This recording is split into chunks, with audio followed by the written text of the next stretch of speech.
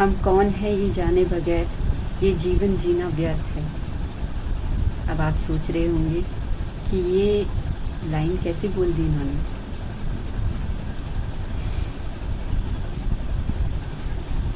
हर मनुष्य को जानना चाहिए कि वो किसका अंश है, उसके अंदर क्या विद्यमान है, ये ब्रह्म तत्व क्या है और उसकी अपनी पहचान क्या है, वो आखिर कौन है। आपके मन में कभी ये सवाल आया या नहीं?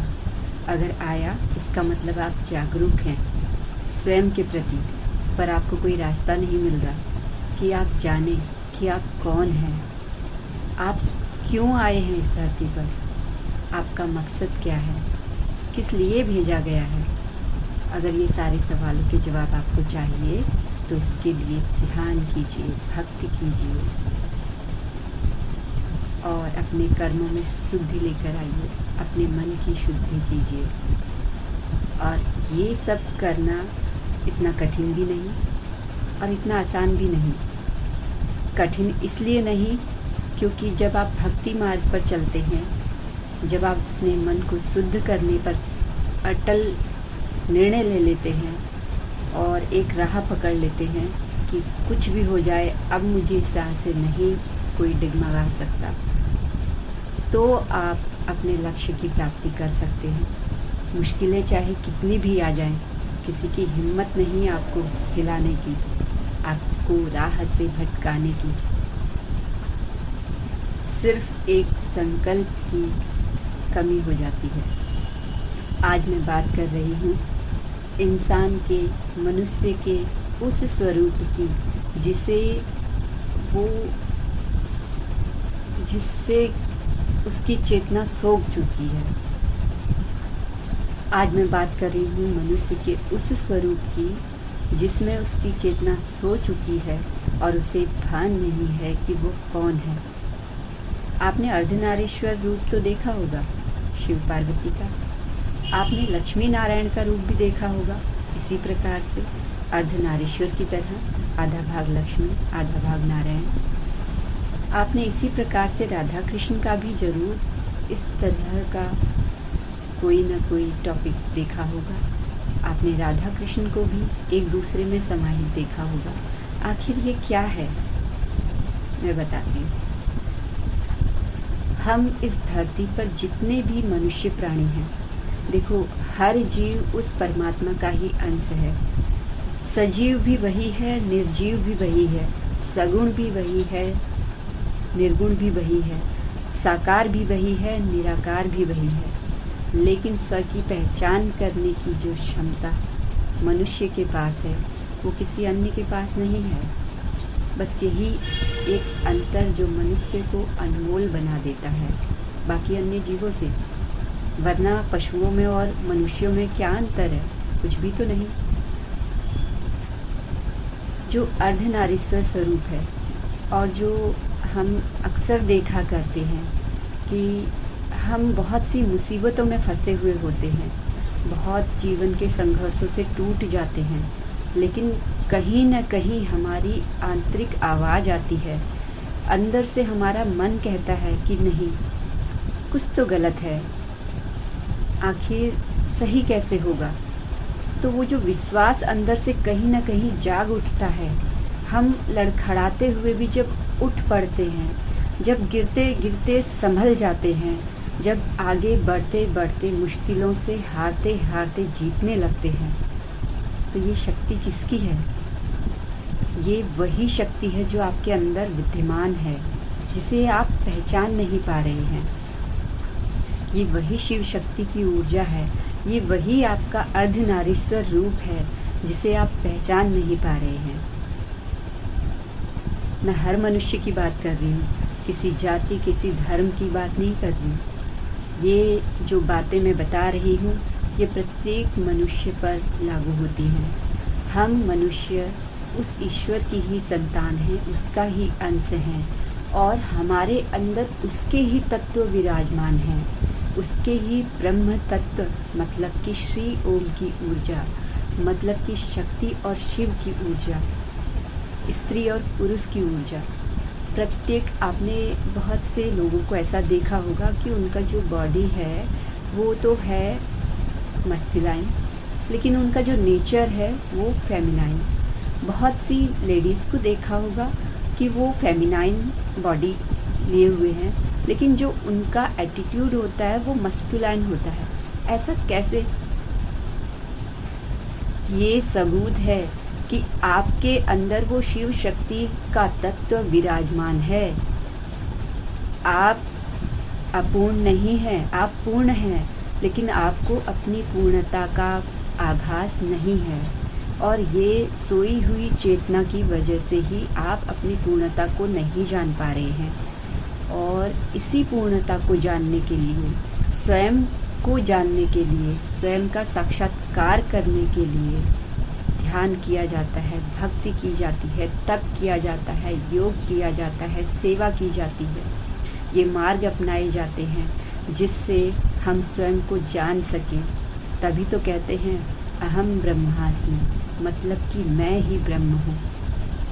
और ये बातें बहुत सी लोगों के लिए हंसने के लिए काफ़ी हैं, क्योंकि जिनकी चेतना जगी ही नहीं वो ऐसी बातें सुनकर हंसने ही लगेंगे, और दूसरे जो लोग उनको ऐसी बातें बताएंगे वो उनको पागल ही बोलेंगे कि ये तो पागल हो गई है, ये तो पागल हो गया है।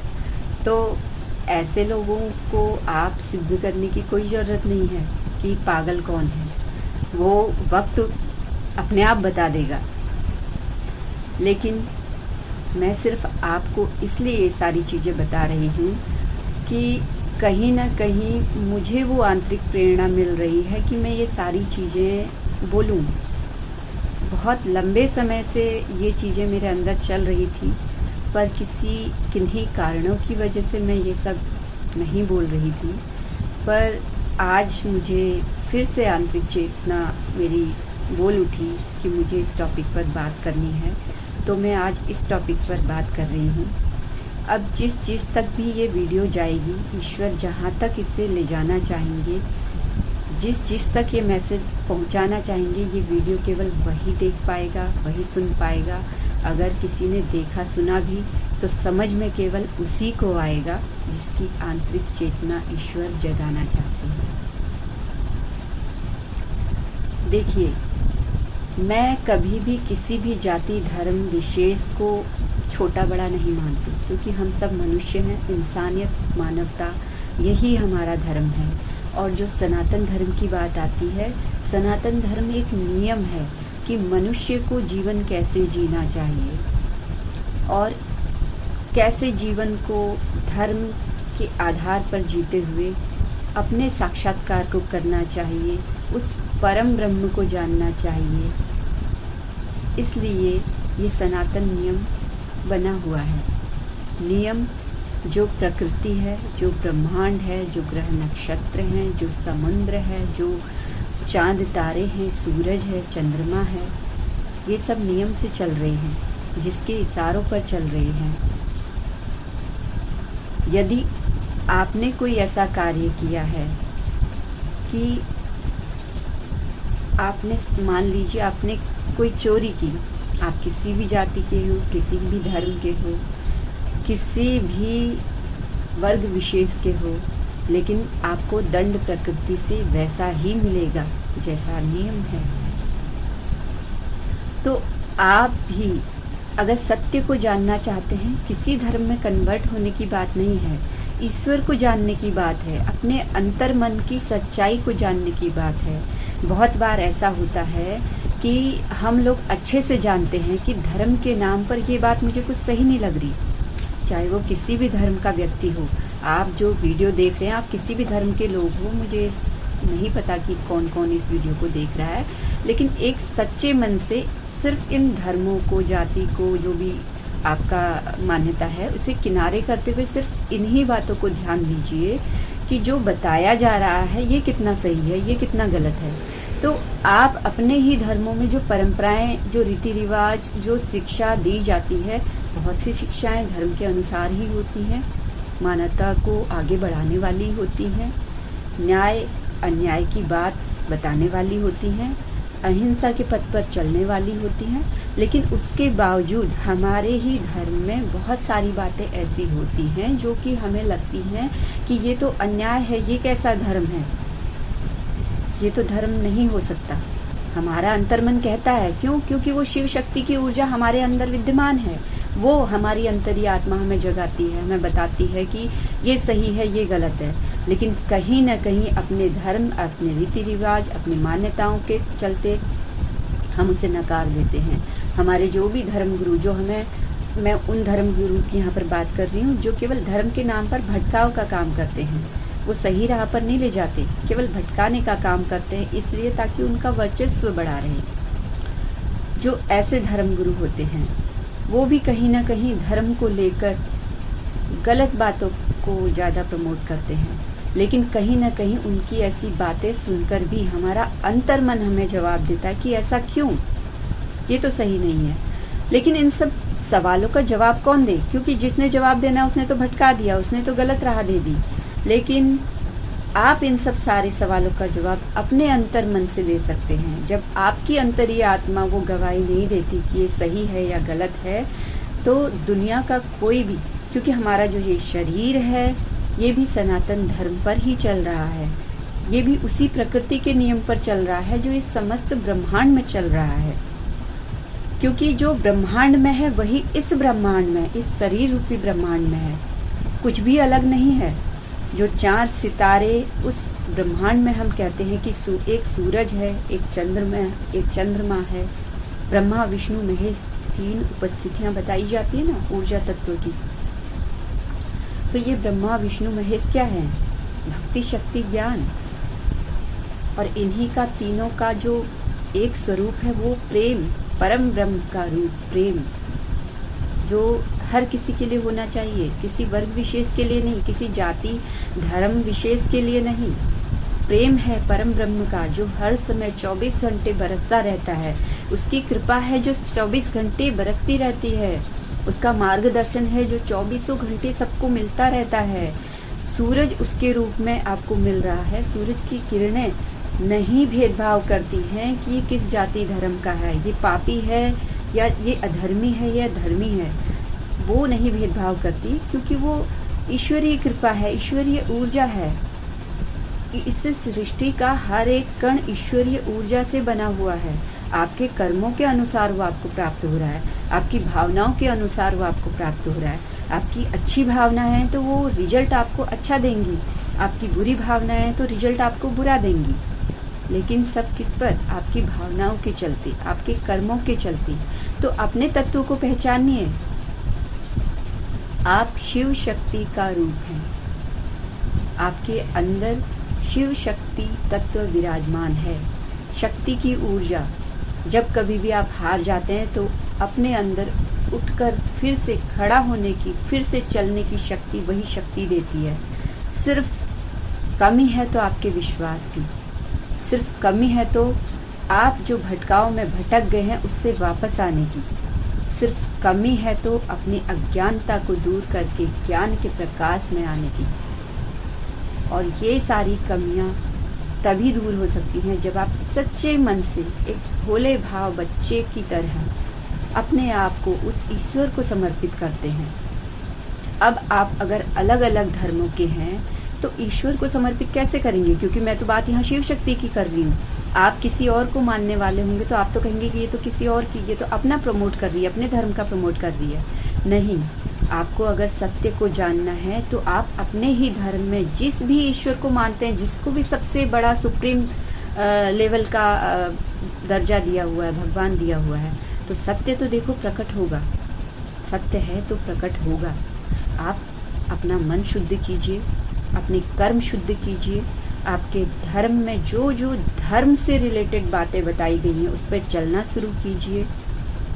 लेकिन हाँ, ये याद जरूर रखना किसी भी, क्योंकि वो जो प्रकृति है वो सबकी माँ है, वो सबके पिता हैं। अगर आप अपने धर्म को बढ़ाने के लिए किसी अन्य जीव के साथ अधर्म का काम कर रहे हैं धर्म के नाम पर, तो वो नहीं बख्शेगा। आप किसी को भी मानने वाले हो, रब को, अल्लाह को, ईश्वर को, भगवान को, बुद्ध को, किसी को भी मानने वाले हैं, लेकिन प्रकृति का नियम एक है, अन्याय करेंगे तो आपके साथ न्याय नहीं होगा। अपने लिए अच्छा चाहते हैं तो दूसरों के लिए सर्वप्रथम अच्छा करना शुरू कीजिए। आप चाहते हैं कि आपके लिए कोई अच्छा सोचे तो दूसरों के लिए अच्छा सोचना शुरू कीजिए। आप चाहते हैं कि आपके साथ कोई बुरा व्यवहार न करे तो सबसे पहले दूसरों के साथ बुरा व्यवहार करना बंद कीजिए। तभी आपके जीवन में बदलाव आने शुरू होंगे। अपने आप को आज तक जो गलतियां हुई सो हुई, अब लेकिन सच्चे भाव, समर्पित भाव से उस ईश्वर को जानिए। कई लोग विश्वास नहीं करते कि ईश्वर है या नहीं है। अब ये जो संसार में प्रलय आ रहा है ना, वो इसी बात का प्रमाण दे रहा है कि ईश्वर है और वो सबको सबके कर्मों की सजा दे रहा है।